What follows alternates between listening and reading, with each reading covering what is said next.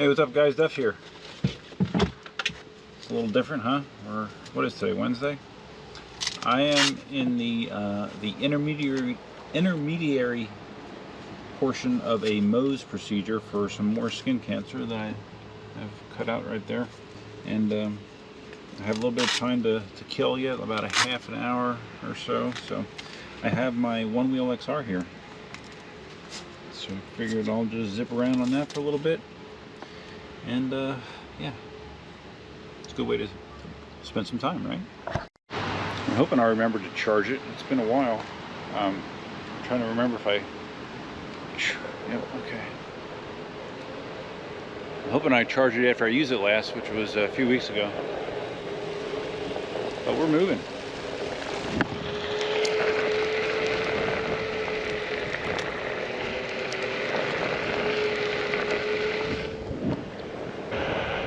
Feeling a little bit naked. I just have on my helmet and my wrist guards. Not ideal, but I'm literally just going to be putt-putting around here.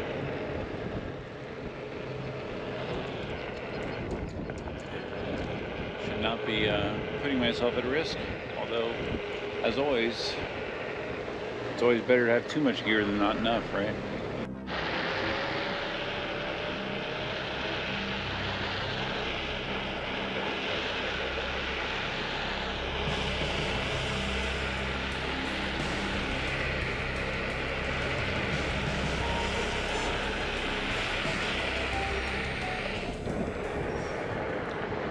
So anyways, yeah, skin cancer surgery once again. It's getting to be old hat with me. This is probably my 10th or 11th procedure that I've had. Like I said earlier, it's a MOHS procedure, M-O-H-S. And basically what happens is they go in and they cut out a section. They cut out a section around where the skin cancer is, basal cell skin cancer in my case. And they test the edges to make sure that they get it all. And if they do, they schedule you to come back to get sutured up, you know, an hour and a half later. And if they don't, if they do detect more cancer cells, they actually have to open you up and cut you once again. I think the one time I had a MOHS procedure and they had to do it 3 times, and that wasn't a good time. But this time it only took 1 shot. They got it all in 1 shot, so it's good for me.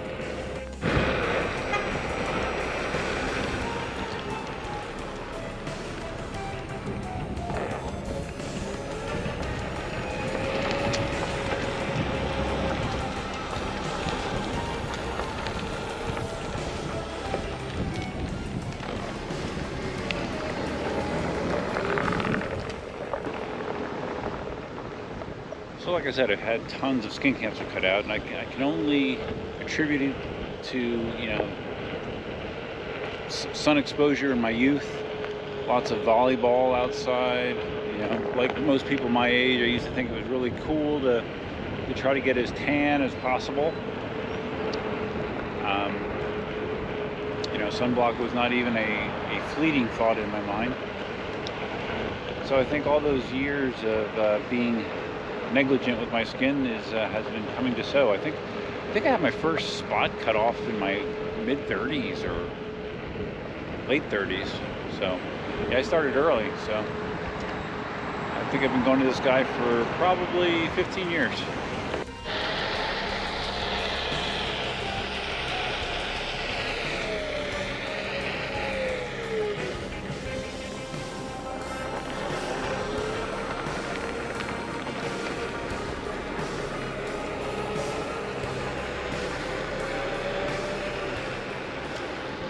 Took the day off work, you know, half the day's gonna be gone from by the time I get done with the procedure today. So took the day off work, probably go home, do a couple more things. You know, for some reason I'm getting a hankering to mow the grass. You know, it's just such a fun thing to do.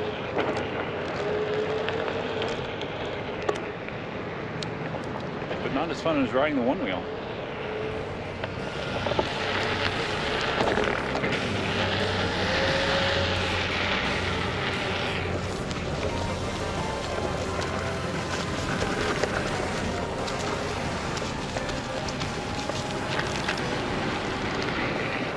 guys see that video that MadPack did on that guy that's trying to make his own electric unicycles here in the States?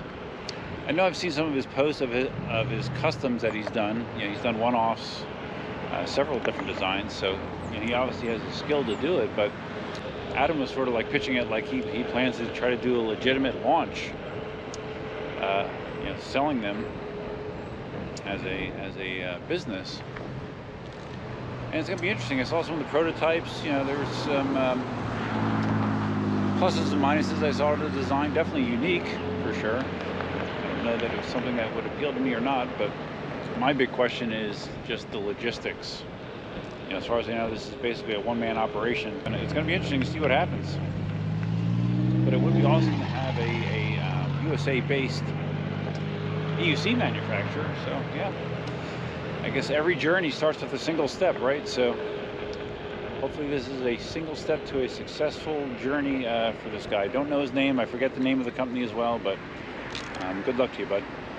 The Gotway EXN has been getting a lot of attention lately. I mentioned in the last video, Marty just got one to test, and he immediately recognized how much torque that wheel had.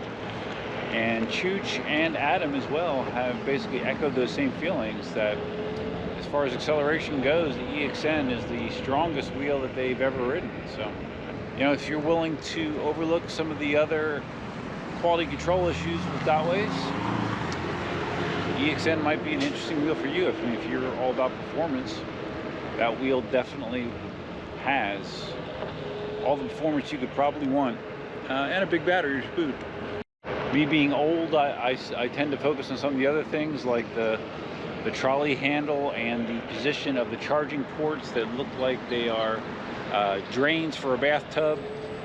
If you got caught in hard rain, if you don't take any steps to make sure that those areas do not take in water, I can see some bad things happen, as well as some the opening that they had down by the system board, which I guess they've modified to make it less prone to allow moisture and other stuff in. But yeah, those issues are still there as far as I know. But if you ride primarily in a dry climate, hey, no worries.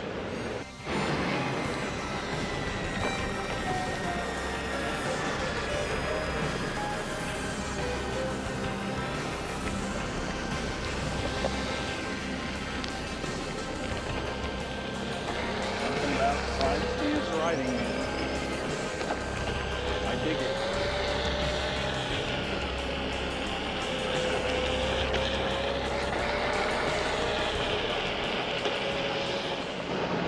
Something about it. Unless you've ever ridden a one wheel, you won't really understand the difference.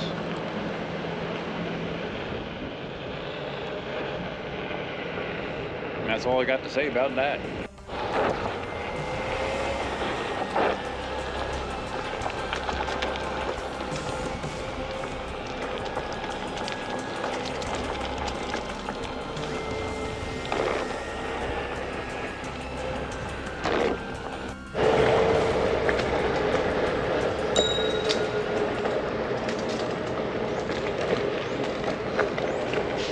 An artist.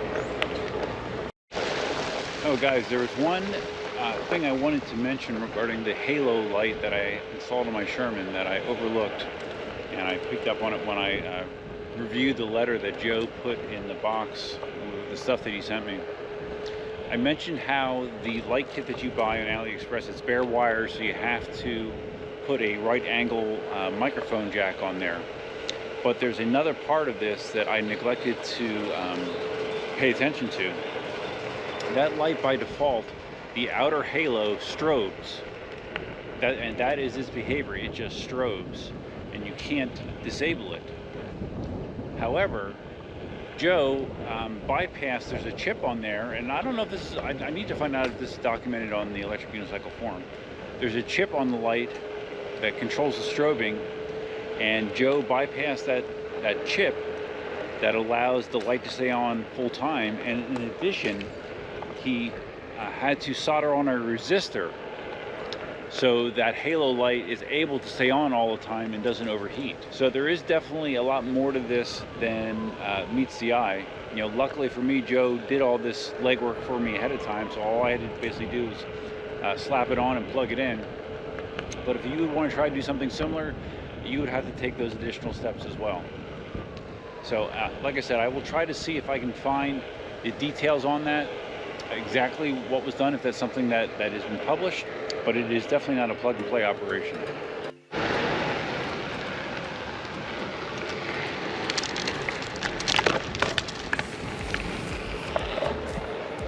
Much like the M10-3, you can just have a good time just in small spaces. Just being one with the board.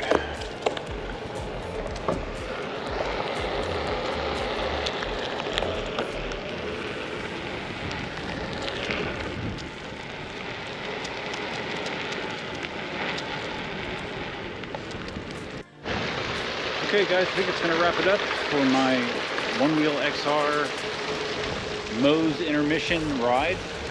Something you will not see very often. If you found the ride interesting, please give it a big thumbs up. If this is your first time visiting the channel, please consider subscribing. If you're not subscribing, hit the notify bell over there somewhere. Feel free to leave your comments, suggestions, ideas, and thoughts below about anything I talked about on the video.